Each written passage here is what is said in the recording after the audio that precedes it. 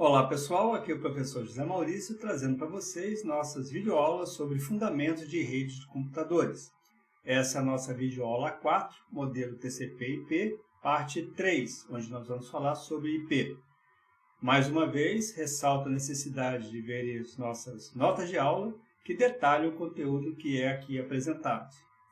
Então vamos lá, vamos à nossa videoaula 4, modelo TCP/IP, parte 3, IP.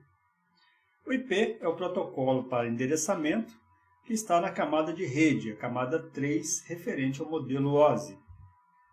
A camada de rede ela é responsável pelo repasse e roteamento das informações.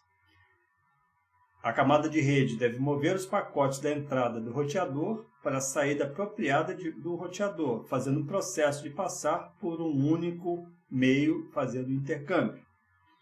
O roteamento significa determinar a melhor rota a ser seguida pelos pacotes, desde a origem até o destino desses dados. É o processo de planejar a viagem de origem até o destino. Tudo isso nós vamos encontrar na camada de rede. Na camada de rede temos também a existência de um algoritmo de roteamento, que é utilizado pelos roteadores visando repassar esses pacotes entre os diversos hosts que vão compor os nós dessa rede. Veja que a camada de rede, ela traz aí o protocolo IP, que faz a identificação da rede e dos hosts. Então, todo endereçamento é feito na camada de rede.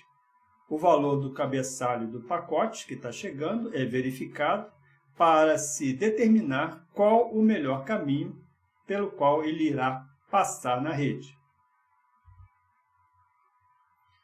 Quando falamos da camada de rede, e tratamos também do encapsulamento. Esse encapsulamento se faz dentro dos roteadores que vão providenciar o transporte desses pacotes através de toda a rede.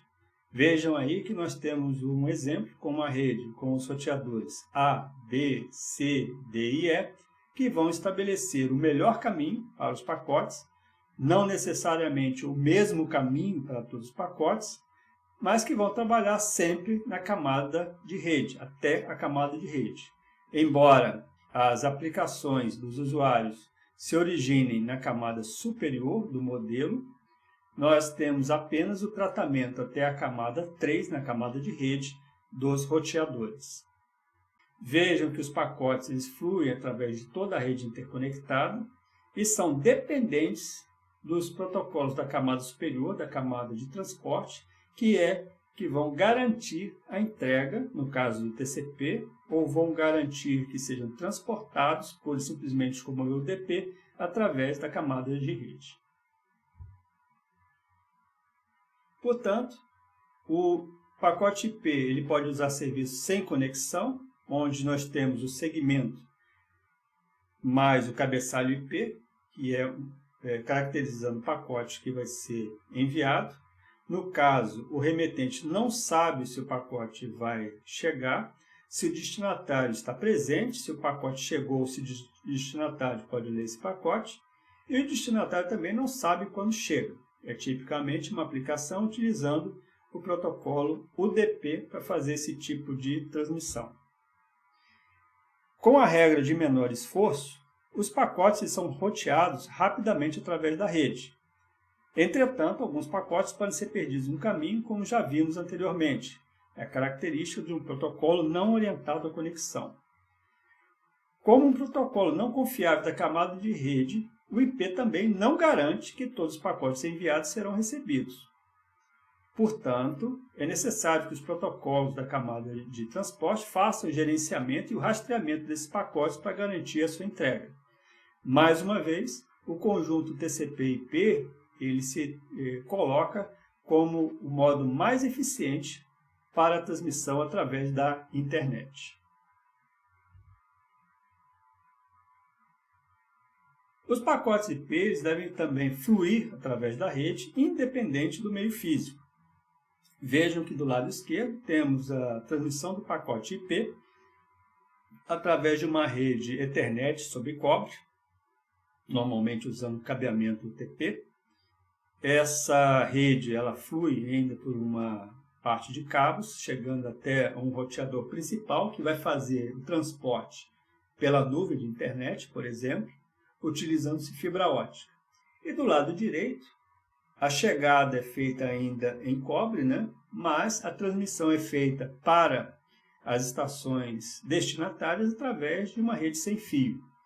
Veja que, independente do meio, se par metálico, se fibra ótica, se rádio, enfim, qualquer tipo de meio físico, o pacote ele fluirá e seguirá, considerando que a rede esteja ok, seguirá de uma forma a ser recebido pelo destinatário.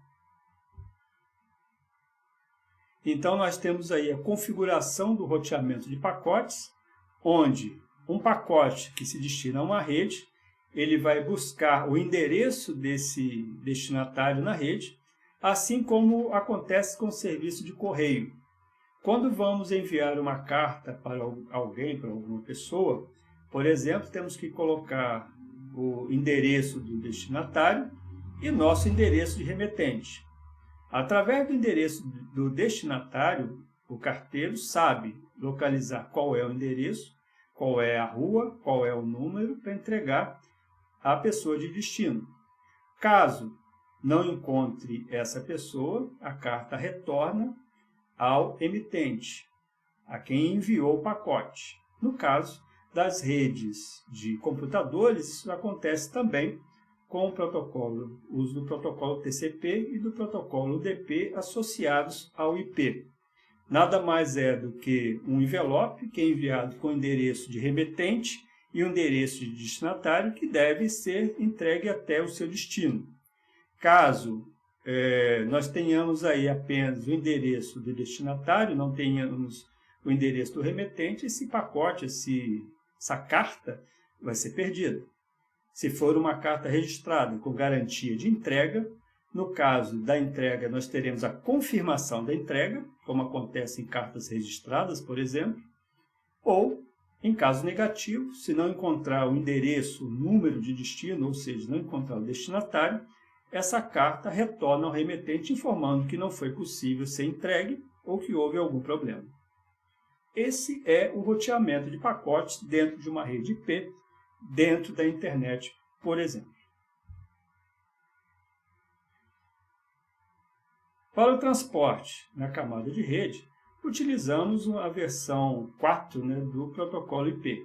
O IPv4 é um protocolo de rede já usado desde o início das redes de computadores, desde o início da internet, que possui uma estrutura simples e que hoje em dia ele se apresenta um pouco falho, apresenta um pouco deficiente em relação às necessidades das novas redes de computadores. Vemos aí o formato do cabeçalho, o formato do datagrama do IPv4. Nesse datagrama vemos o número da versão, que ocupa parte de 1 byte, são 4 bits. O IHL, que é o comprimento do cabeçalho, que determina o tamanho do cabeçalho do pacote. É necessário porque o campo de opções significa que o tamanho do cabeçalho pode variar e o pacote precisa saber onde o cabeçalho termina e os dados começam ao processar esse pacote. Temos também o campo comprimento de pacote, que tem 2 bytes, o byte 3 e o byte 4.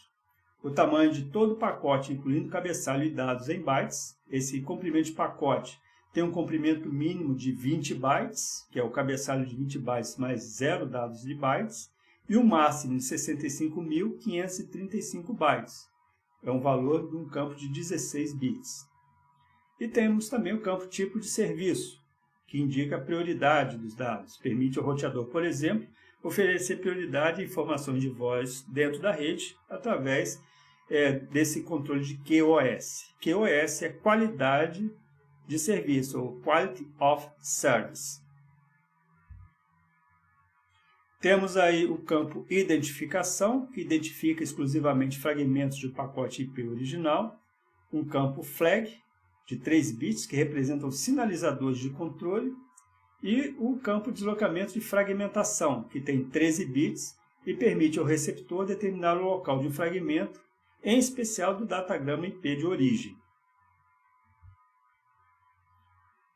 Temos o campo tempo de vida, que vai indicar o número de saltos antes do pacote ser descartado. Esse valor deve ser decrementado a cada salto para enviar os pacotes e que sejam transportados pela rede em ciclo de roteamento. Temos o campo protocolo, que indica o tipo de payload do protocolo. Indica se é um datagrama UDP ou segmento TCP, uma vez que os protocolos da camada de transporte gerenciam o recebimento das PDUs de maneira bastante distintas. O UDP sem conexão e o TCP orientado à conexão.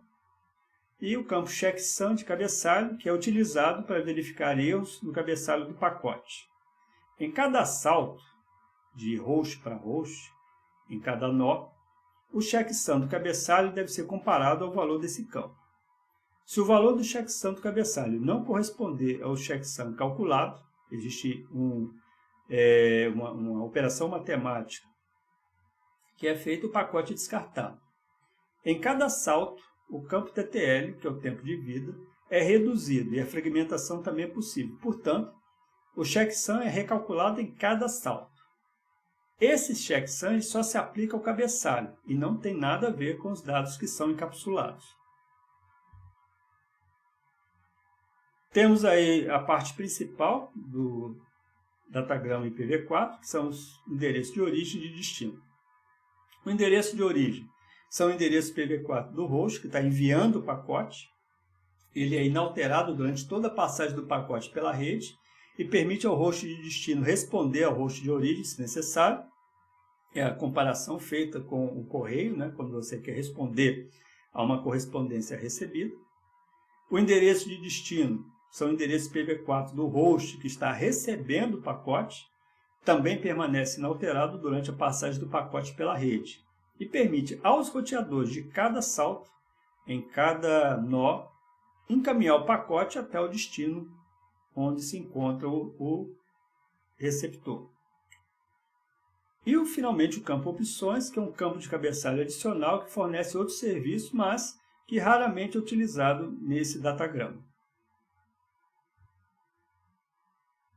Então, vemos aí o protocolo IPv4 utiliza um datagrama que tem algumas funcionalidades de controle. Essas funcionalidades de controle elas são utilizadas, mas não temos, por exemplo, garantias na parte de segurança da rede, da segurança dos dados. Isso é algo que, nos dias atuais, é bastante comprometedor. Portanto, foi necessário também introduzir evoluções e trazer uma nova versão para esse protocolo IP.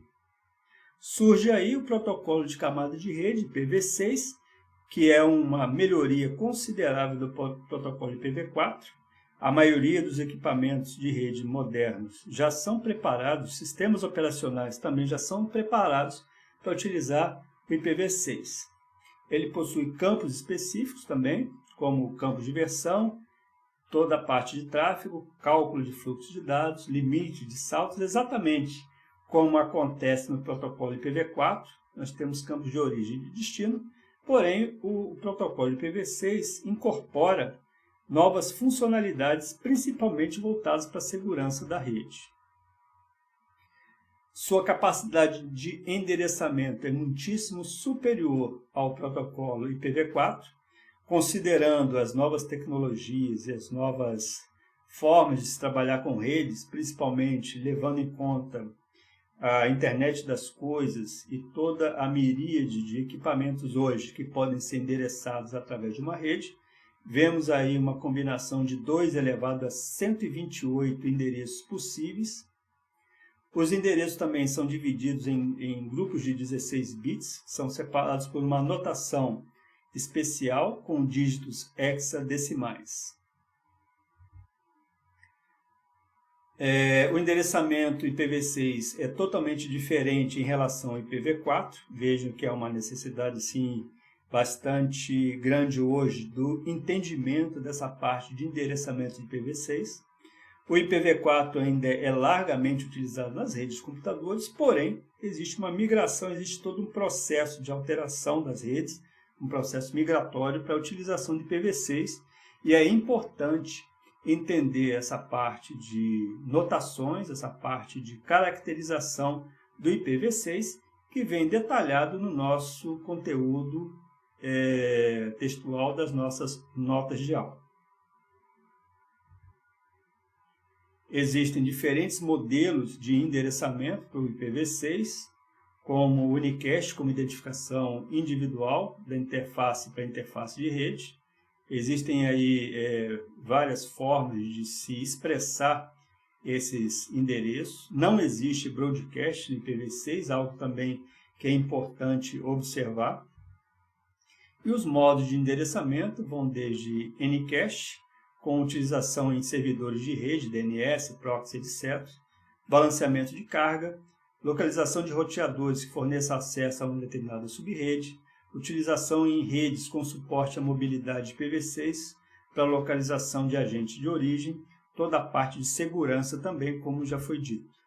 No multicast nós temos suporte obrigatório, existe também toda a parte de endereçamento e identificação de grupos de multicast.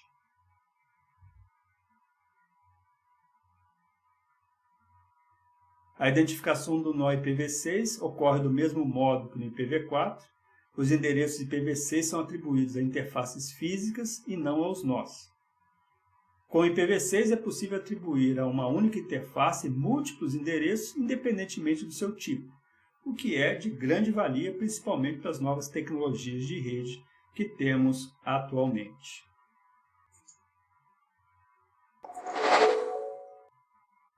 Bom, pessoal, chegamos ao final dessa nossa videoaula.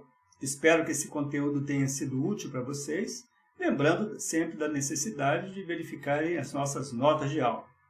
Aguardo vocês até a nossa próxima videoaula. Um abraço a todos.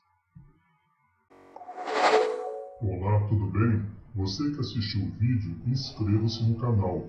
Isso é importante para nós. Não se esqueça de ativar as notificações. Aproveite e deixe o seu gostei. Até a próxima. Valeu!